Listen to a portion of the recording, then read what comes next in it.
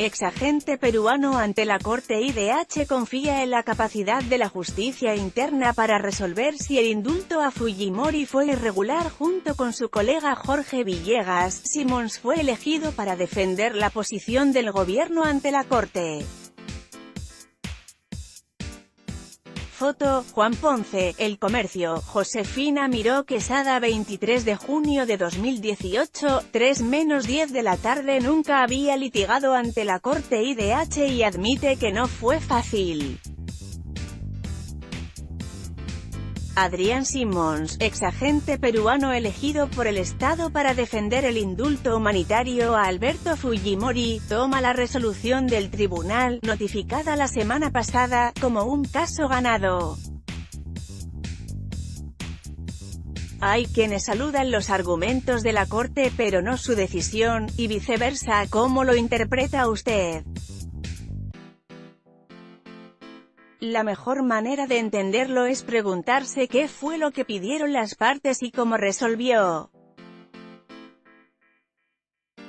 ¿Qué pidieron la CIDH y los representantes de las víctimas? Que se declare que el indulto es incompatible con la Convención Americana sobre Derechos Humanos, CADH, y se anule el indulto. ¿Qué dijimos nosotros? Que la Corte era subsidiaria y que debían agotarse las vías internas. Pero no porque ese fuera un requisito para que la Corte se pronunciara, como lo dejaron entrever en la audiencia. Este no era un caso nuevo, sino la supervisión de fallos previos. Barrios Altos y La Cantuta, puede ser el mismo resultado, pero la razón es otra, exactamente. Pero si tú pides A y no te lo dan, quiere decir que has perdido. La Corte dijo algo importante, aunque tuvieran competencia para pronunciarse. Aterrizando al caso concreto, el Estado demostró que había recursos internos. Se nos dijo que no conocíamos, que éramos ignorantes del sistema interamericano y que nuestra defensa estaba mal enfocada. Estaban equivocados, favorece al Estado peruano. Entonces, yo creo que sí, la Corte ha tomado una decisión sabia. Se ha autolimitado y ha consagrado una jurisprudencia interesante, porque aunque sea una supervisión de sentencias, puede pedirles a los denunciantes agotar antes la vía interna. Los parámetros que fija la Corte para que la justicia interna resuelva, sin embargo, llevan a concluir que el indulto contraviene la CADH y su jurisprudencia. ¿No va eso contra la postura del Estado?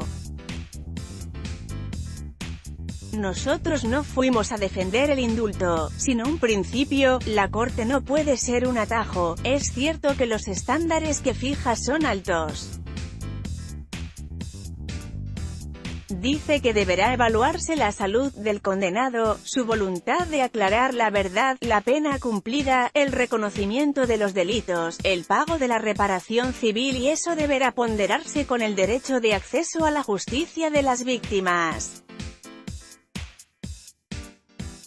Pero con Alberto Fujimori no se evaluó nada de eso al dar el indulto. No es un jalón de orejas indirecto. Así lo ha dicho la Corte IDH y el mismo TC. El control constitucional debe tener parámetros de motivación y razonabilidad. La única justificación para dar un indulto humanitario es un dictamen médico y eso se verá en sede interna.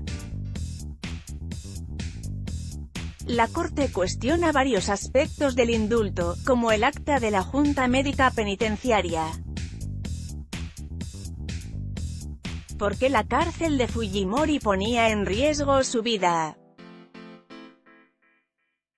Según el dictamen médico, la enfermedad cardiovascular más grave fue la fibrilación auricular paroxística, que puede generar una embolia y una muerte súbita. Los médicos dijeron que no había en el centro penitenciario un lugar para atender una crisis producida por esa enfermedad. Según los representantes de las víctimas, en un expediente se eliminó la referencia de que estaba en buen estado general. Falso. Un expediente complementó al otro. La Junta Penitenciaria pidió ampliaciones y así se hizo. Se cuestionó también la imparcialidad de la Junta Médica. Habrá una nueva. El juez interno puede ordenarlo. La resolución que dio el indulto no especificó los graves crímenes que cometió Fujimori. Por eso, dice la Corte que no está bien sustentada. La motivación de actos del Estado es un derecho fundamental. ¿Cómo responde a ello? Como agente del Estado, no soy vocero político, nosotros hicimos algo importante en la audiencia, reconocimos el dolor de las víctimas. Eso debe respetarse y la verdad no puede ser controvertida. El señor fue sancionado por graves crímenes de violación a DDHH y es una verdad incontrovertible. Pero decíamos que las víctimas habían dirigido mal su pedido, la Corte IDH no puede ser un atajo. Expresamos nuestras simpatías y cabe la palabra de que el Perú haya cumplido su deber de investigar, perseguir y sancionar y eso lo valoró la Corte positivamente. Incluso si la pena se cumplió a medias. El Perú cumplió sus obligaciones respecto al sistema judicial y fiscal, ahora se debatirá si lo hizo en fase de ejecución de sentencia. La Corte no ha declarado aún que hemos incumplido esa obligación de sancionar. ¿Qué queda ahora? Mi función ya culminó, el Estado debe garantizar a las víctimas y sus representantes estar ante jueces independientes e imparciales, el proceso debe ser inmediato y eficaz. Lo dijimos con las sentencias del TC que presentamos, el único que puede revocar una gracia humanitaria es el juez constitucional. Ve la posibilidad de que el indulto se revierta, plenamente, pero no olvides que los jueces también actúan con independencia. ¿Qué opina de la estrategia de los representantes de las víctimas de pedir al juez de ejecución de sentencias un control de convencionalidad en vez del amparo, que tarda más? No hay que usar atajos, ya han perdido más de 6 meses yendo a la Corte. Anuncios de interés recomendado por